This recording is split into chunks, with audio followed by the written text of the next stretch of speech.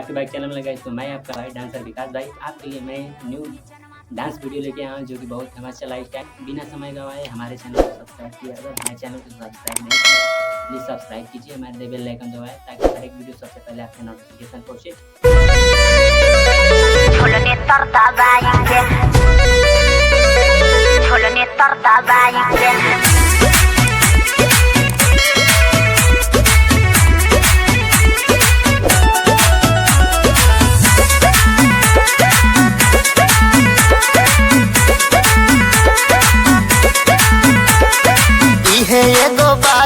बताओ तू समझाई के कैसे 900 गुंडा मरलू झुलनी तर दबाई के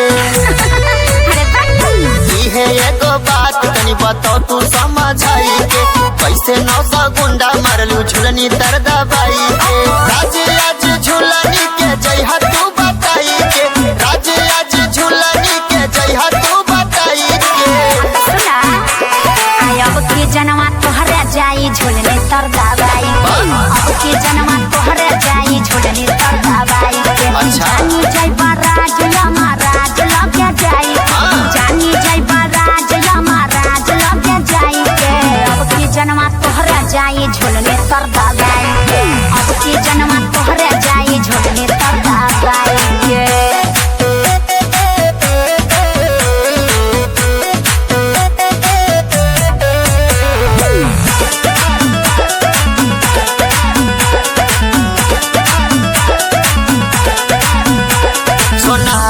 गढ़वलू किलो हार से पिटावलू।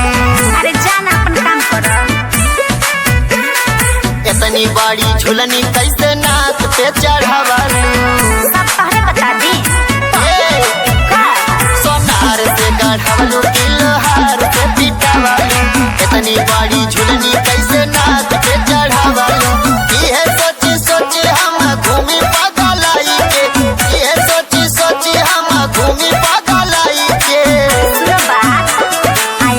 जनमा तोहरे जाई झुलनी तर दबाई अब के जनमा तोहरे जाई झुलनी तर दबाई जानी जाई बराज महाराज लगे जाई जानी जाई बराज महाराज लगे जाई के अब के जनमा तोहरे जाई झुलनी तर दबाई अब के जनमा तोहरे जाई झुलनी तर दबाई के